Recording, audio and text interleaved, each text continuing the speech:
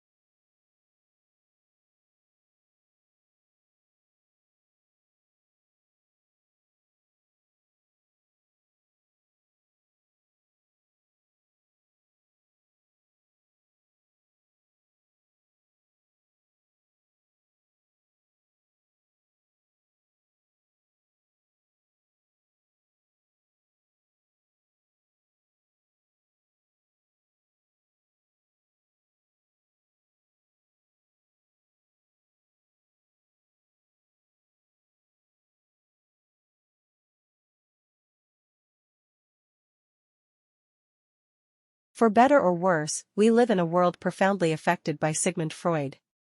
If I had to ask you to name a famous psychologist, the answer of most of you would be Freud. He was the most famous psychologist ever, and he had a profound influence on the 20th and 21st century. Some biographical information: he was born in the 1850s. He spent most of his life in Vienna, Austria, but he died in London and he escaped to London soon after retreating there at the beginning of World War II as the Nazis began to occupy where he lived. He was one of the most famous scholars ever, but he was not known for any single discovery. Instead, he was known for the development of an encompassing theory of mind, one that he developed over the span of many decades.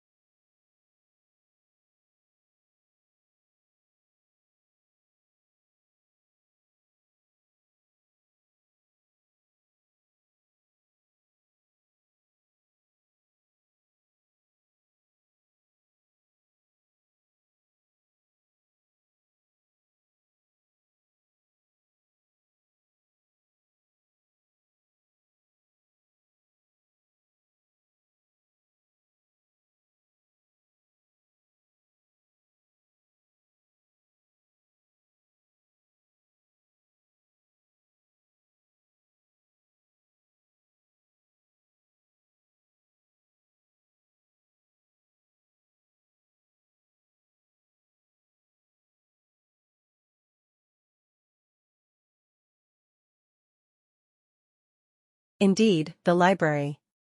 We've all been to a historic library. We've all enjoyed the smell of a historic library.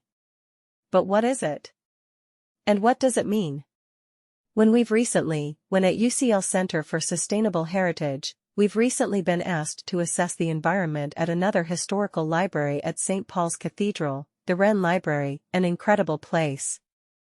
And it has such an intensive smell of old books, and we were also asked for the first time really, I was actually taken aback by the brief, we were asked what you do please preserve the smell, it is so important to our audience. It is so important how people perceive the library. So, that was quite an important message in our research. And indeed the smell is an important way of how we communicate with the environment. This piece of research was done by an advertising company because advertisers are so interested in how we interact with each other and the environment. And we see that the majority of people use sight obviously to interact with the environment, but on the second place, we see the smell is also very, very important.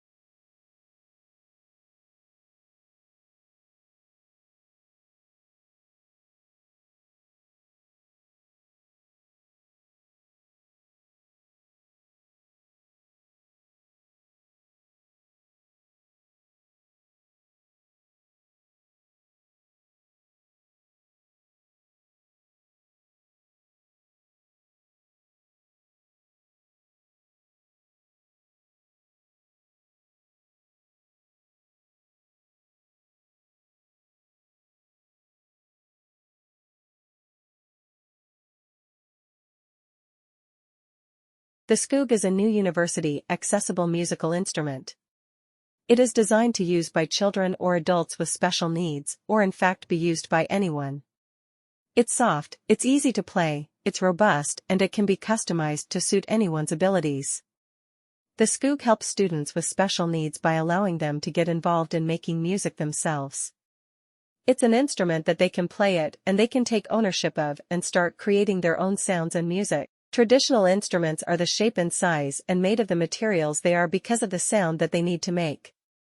If you want to make a sound like a plucked string, you need a string and it needs to be under tension, whereas with a Skoog, because it's a mixture of software and a sensor, then thus the computer can handle making the sound. And so we can design an object that's designed to be touched and designed to be played with.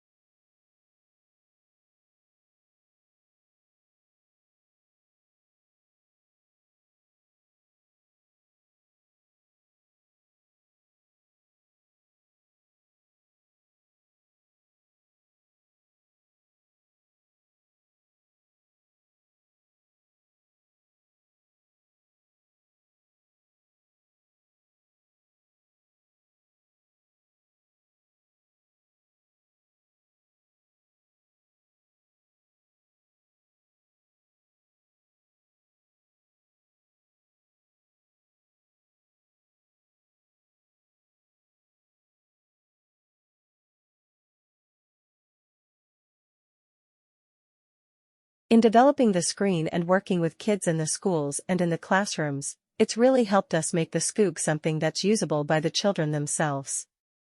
They've informed us massively on how it needs to work, and they've given their opinions on colors and designs. And just the feedback they've given to us has been just marvelous. It's just so enriching, and it's really inspiring to actually work with these kids, particularly when you can provide them with an ability to start to playing their own music as opposed to just taking part through listening to other musicians and really learning from.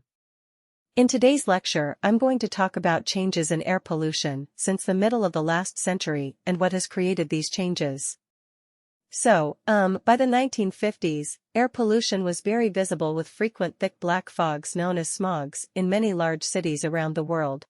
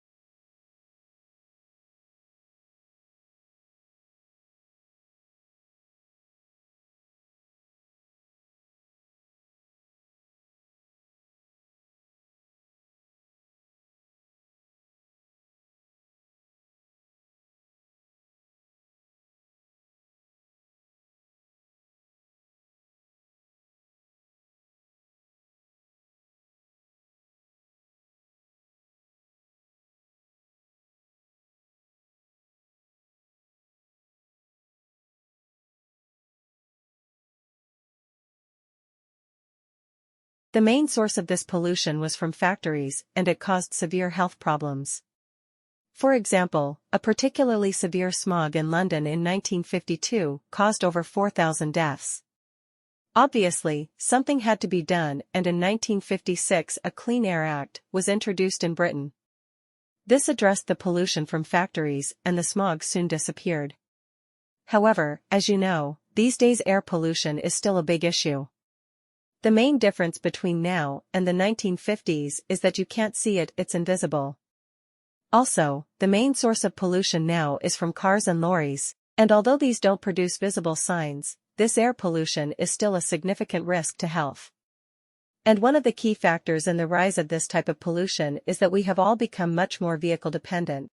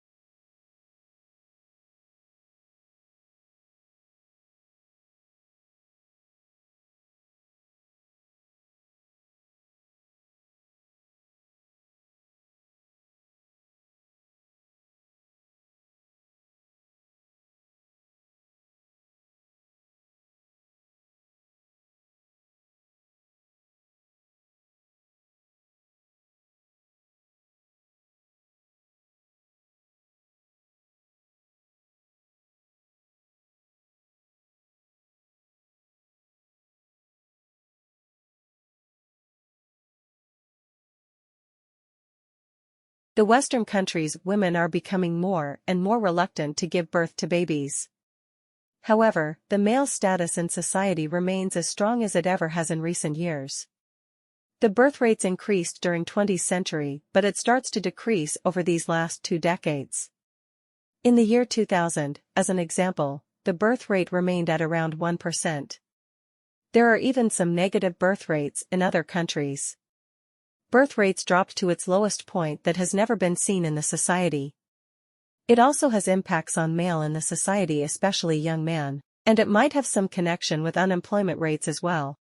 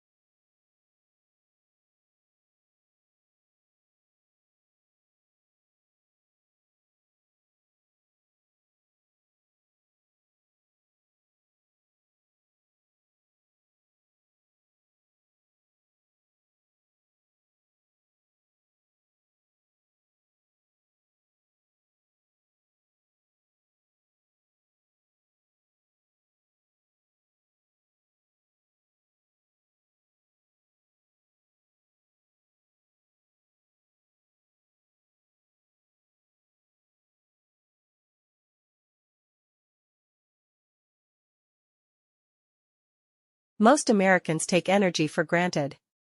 But, for many families, maintaining access to reliable and affordable energy is a persistent challenge and a significant material hardship.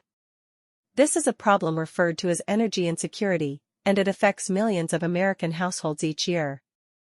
We have found that energy insecurity is a growing and vexing problem among low-income households, and the COVID-19 pandemic has made this problem worse.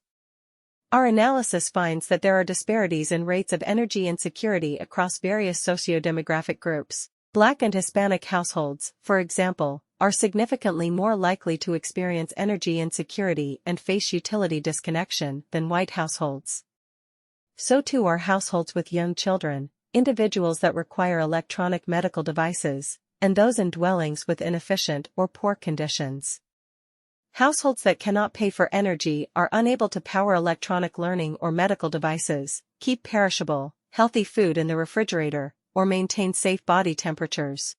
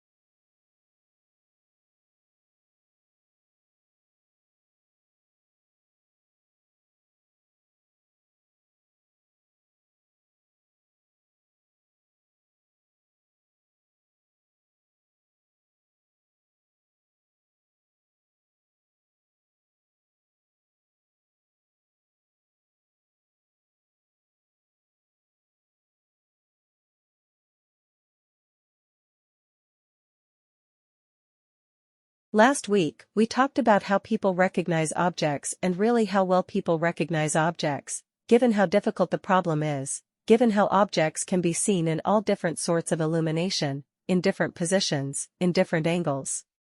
And yet we are able to extract that information, we are able to take the visual stuff out there, interpret it in a way that allows us to recognize all the different things that we can see in our environment. Today we're gonna kind of carry on looking at that, but we're gonna look at what's really a special class of objects. That's the human face. So we're gonna look at how we recognize human faces, and how we do it quite as well as we do. We're really expert at recognizing faces. So again we can think about how do we take that visual information and how do we transform it into a form which allows us to put a name to a face, and to do all the other clever things that we can do with faces. So I'm gonna start off again by just pointing out that it's a hard problem.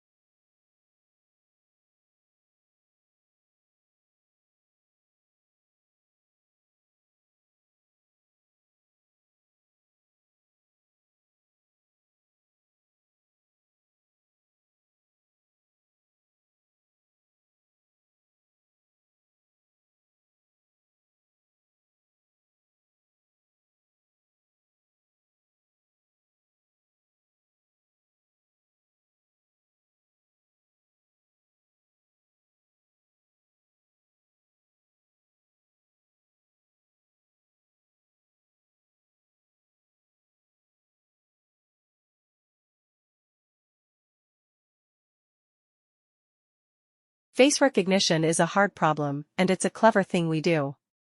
If you think about all the different types of faces you can recognize, and all the different types of information you can get from the face, you kind of start to appreciate how well we can do face recognition. There comes a time in a desert ant's life when a piece of food is too large to ignore, but too heavy to lift, and the only way to get it home is to adopt a new style of walking. The long-legged and speedy Cataglyphus fortis normally covers ground with a three-legged stride that moves two legs forwards on one side, and one on the other. For the next step, the insect mirrors the move with its other 3 legs. But recordings of ants in the Tunisian desert reveal that when faced with oversized lumps of food 10 times their own weight, the forward tripod walking style is abandoned. Unable to lift the morsels in their mandibles, the ants drag the food backwards instead, moving all 6 legs independently.